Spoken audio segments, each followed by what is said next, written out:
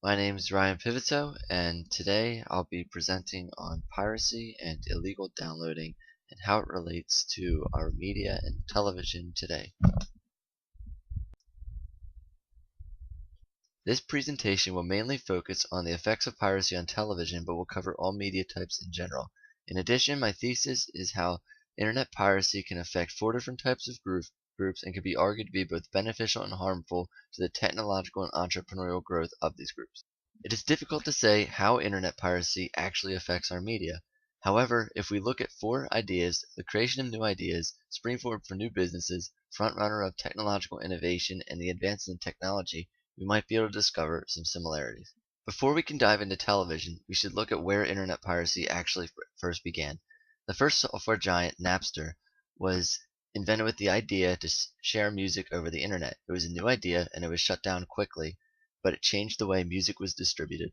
Napster can be seen as a challenger to the music industry, while it created a market and was gateway software to new applications we have today, such as iTunes and Spotify.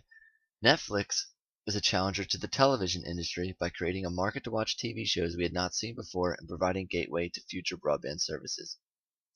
Despite their generational differences, both pieces of software helped to empower the consumer, provided a gateway to future services, and were allowed competition in their own respective markets.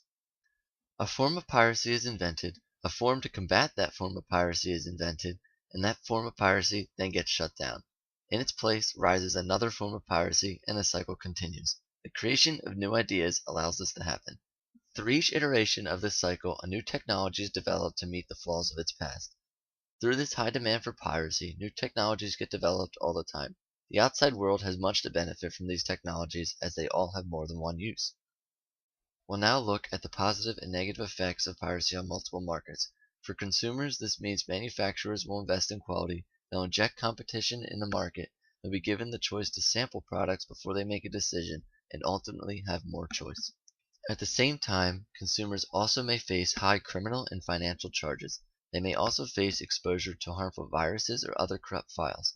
There could be increases in movie tickets and other related sales, as well as possible losses in content due to it not being created from a low chance to succeed. For producers, this means easy exposure to content. We look at HBO. For new businesses, they may have a higher chance of being successful.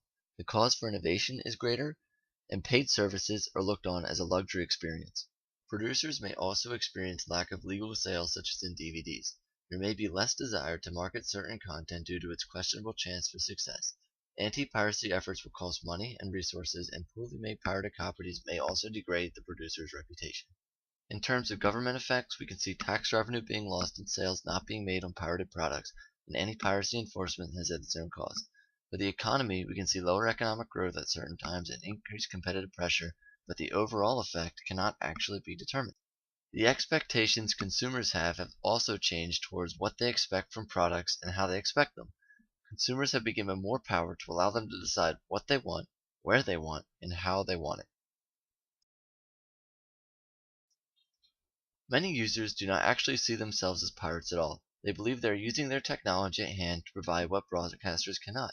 Others see themselves as used and see piracy as an alternative to find the products they want. What actually leads to these pirate alternatives? One reason is money, the current economic state, or college expenses. Readily available content has changed perspectives, and many believe that what they otherwise have to pay for is not actually worth the price. Many legal options may be suffering as they fail to keep with current trends. Current demands call for easy access, availability between multiple devices, no interruptions, proper pricing, and many options to choose from. As a result, new business models have emerged to meet these new trends. HBO has embraced piracy by allowing their shows to spread via it and gain massive attention. Netflix allows instant access to lots of content on any device at any time.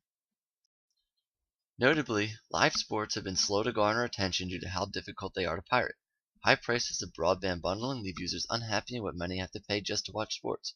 In response to this, legal options now exist as internet streaming alternatives.